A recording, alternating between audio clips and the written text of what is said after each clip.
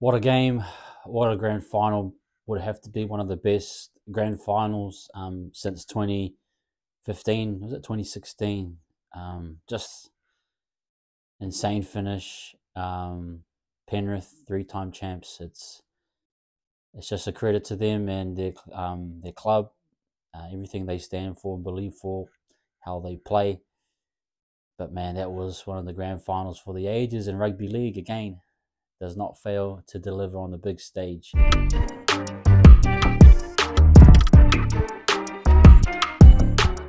26-24 in the end, Panthers defeat the Broncos 81,000, close to 82,000 there at Course Stadium. One of the great grand finals of all time, in my view. It had everything.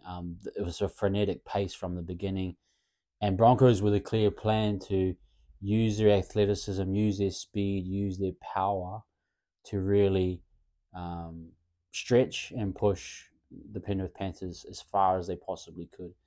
Firstly, in the start of the game, there was a lot of forcing of the pass by Brisbane, and they did that to us last week from a Warriors fans' perspective, and it came off.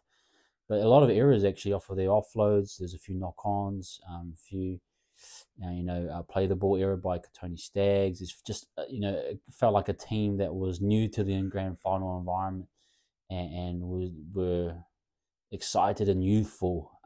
But you could tell that that the pressure of the high, of the lights on the biggest stage, those errors started to come at the worst time of the year in my eyes. But they repelled Penrith. They contained Penrith immensely, and I thought they just did a wonderful job of even though they may have 10 errors, they always find a way to either defend those errors and then come up with points later on.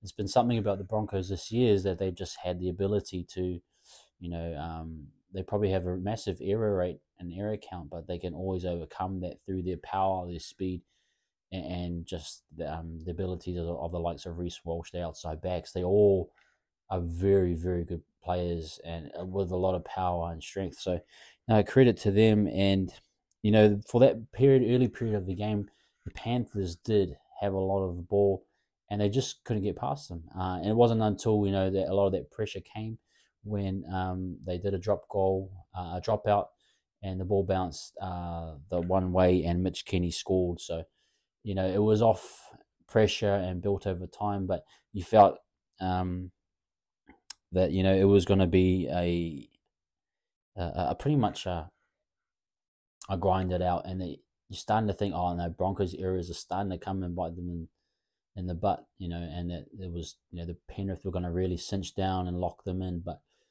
there was a period there where the Broncos came back, and you think Flegler came back in the 38th minute and scored a try just before half time, that it wasn't really the Broncos were that good, I think, that they could get back into the game. And I think it was only 8-6 at the time, at half time. So it was game on. And it felt as though towards the end of that half that Brisbane were starting to make a bit of an ascendancy. They were starting to get some good ball, and they were starting to be a bit more clinical with the ball. And then the second half, it just unfolded. Ezra Mam, 44th minute try.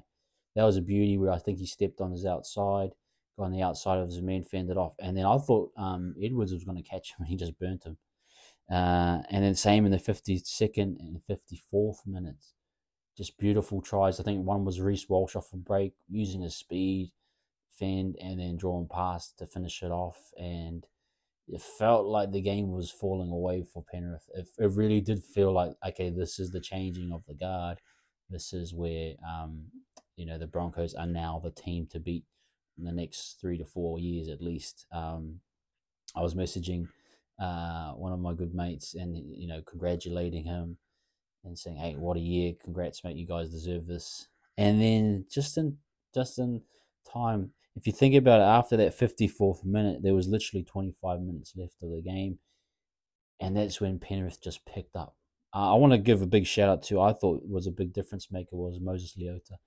Felt like when Moses Leota came on, there was a few of them that just didn't want to give up. It felt as though like Cleary, Leota, um, who else? Edwards. They kept fighting for whatever they could get. It was like trying to overcome this amount of. It was like coming back from a 3-1 in an NBA finals. Like kind of what LeBron and that did, but you just chip away at it. You don't think, oh, okay, we're going to win this game. You think of, okay, next try. All we need is a next try. We need to get the next set. We need a repeat set, and it just builds slowly over time until where Nathan, I think, set up the Leota try in the 62nd minute. That was when, okay, there was a little bit of life, but you thought, oh no, Broncos should be able to keep them out. And then another try to Stephen Crichton when they shifted left, and I thought Stags had him, and then Stephen, with his just credit to him, he just knew to hold that ball, keep pushing on the outside, and Cobbo whiffed on the tackle, and it was game on since that point. And again, it just goes back to, I think, those key players like Leota, all of them, they believed. Dylan Edwards didn't stop. Liam Martin, and that momentum started to shift, and it was really the driving force behind it was Nathan Cleary. You just saw Nathan just come up nearly every tackle trying to create something, get some momentum, and then Jake Cogger, I think, as well. A big lift in terms of their attacking shape, a bit more direct. It felt as though when Cogger came on, it just sort of straightened their attack a bit more. They were really getting at the advantage line and really stressing the Broncos' defense. And so I think those, having someone like Cogger come on at that time was really pivotal, because they had a few HIAs. I think they had Yogo off. I'm not sure if it was Sorensen. Someone was injured, and there was just a dull period there where they just had nothing going for them. But yeah, they ended up getting into that, and then there's just a few errors there. There was one set where Adam Reynolds died with the ball on the fifth tackle or something like that, and it just felt like, whoa, that was a big moment. And then Reece Walsh getting caught in goal. Just little moments that started to pile up, and it just showed the Broncos, I think, I don't think they choked, but they just ran out of gas, and they didn't realize how quickly things could turn around. And the last try to Nathan Cleary, where he just cut back on the inside. Ricky overcommitted, just tired and fatigued. They couldn't get a hold of the Panthers, and Nathan scores under the post. One of the greatest comebacks, one of the greatest individual 30-minute periods I've ever seen of just willing a team to a win, and definitely puts Nathan in that level of potentially the GOAT in my eyes. Completion rate 37 for 38 for Panthers, 97% completion. On the other hand, the Broncos 27 for 38, 71% completion. It does exactly pretty much paint a picture of the two teams. The Broncos, a lot of errors, willing to risk the pass, go wide, do everything possible to break down Penrith. And I thought the actual game plan and game style was the way to break Penrith down. But Penrith, on the other hand, that control, that completion rate, that's the way you counter a team that has so much strike and can live with errors. You have to be at another level when you're completing as well. And then overall, you think, man, the run meters, surely Brisbane overran the Panthers almost 2,000 meters to 1,676 meters to the Broncos. Just tells you that the Panthers, they did not quit. And that I mentioned the last part of the game, they just lifted again, and similar to the start of the game. But mate, it just was an insane game by both teams. 61 missed tackles. Yeah, that from the Panthers, that just shows you how tackle breaking the Broncos were. Their outside backs, Reece Walsh, Ezra Mann, their forwards, Payne Haas, Carrigan, they can all break tackles really easily. And 61 missed tackles is huge. But on the same side, it was 57 missed tackles for the Broncos. So it just goes to show you that they weren't so great defensively, definitely towards the back end of the game. I thought shout out to Adam G. I thought he riffed a great game. Didn't get over. Some referees they can get um, emotional. I thought Adam G does a great job of not getting his own personal emotions invested in the game. Very well officiated. Didn't overcall it. Didn't go to the bunker unnecessarily. I thought just a really solid effort. Just to highlight a few players, guys. I think firstly from the Panthers, Dylan Edwards, 27th for 306. Especially in that first half, you felt Dylan was always getting them on the front foot. The way he runs into contact, he's so elusive, so effective at what he does. I would love for him to get a look in at the Kangaroos level, in my personal opinion. I think he might be. I know Reese is probably destined to be that future, but Dylan, he provides so much consistency in the defensive shape at the back, and also just his carries. I think he is that next level up. Whereas Reese, in a few years' time, he'll be probably the most dominant fullback in the game. Fisher Harris as well. Again, towards the back end of the game, I thought he really stood up. He picked up 20 for 170. Massive game from him. Isaiah Yeo, again, just consistent, 19 for 144.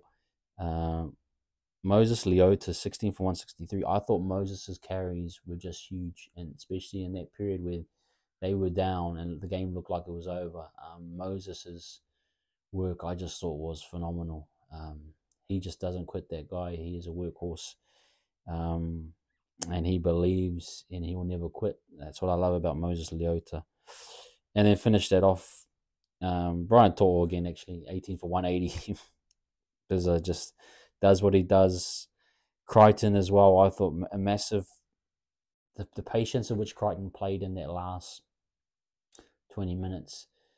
He kept trying to figure a way out, and he kept finding ways to be effective. That little grubber, the last one goal was really good.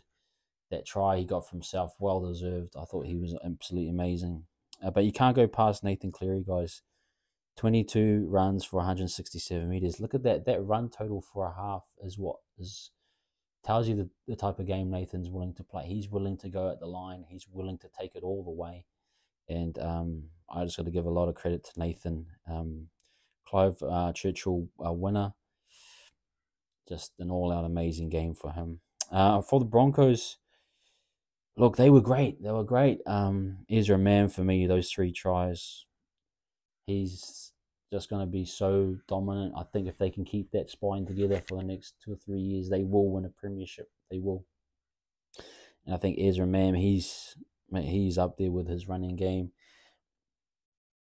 I thought Payne Haas again, probably not his most impactful game, 14 for 150. Same for Carrigan. They were solid. They were good. I think that last 20 minutes really let them down. I love the outside backs for Brisbane. Arthurs, I thought, played great. 15 for 171. Farnworth, 20 for 185. Stags, 16 for 120. Few errors. But, they were so close. I think they'll be very disappointed, Brisbane, with that effort. I think they let themselves down in that last part. They could have managed that game a bit better. They could have, they probably wish they had some moments back. I feel for Adam Reynolds. There's a similar place where Sean Johnson is. The body's sort of starting to break down. He did have that groin injury in the start of the first half, and you just feel like moments like that aren't going to come around much longer for him. Whereas you feel for Nathan Cleary on the other side, he's probably got another 6 or 7 grand finals in him. Whereas Adam, you hope that he can get back on the big stage again and solidify himself amongst the greats of the game. Reece Walsh, I think just so youthful, exuberant, and young. His time will come, but I was hearing Nathan's comments after the game talk about that one in 2020. He was really rattled, Nathan, and he found a way. He used that experience to help him now to win these grand finals, 3 in a row. Can you imagine that? So I think it'll be a similar trajectory for Reece Walsh. That loss will hurt. It will hurt all of them.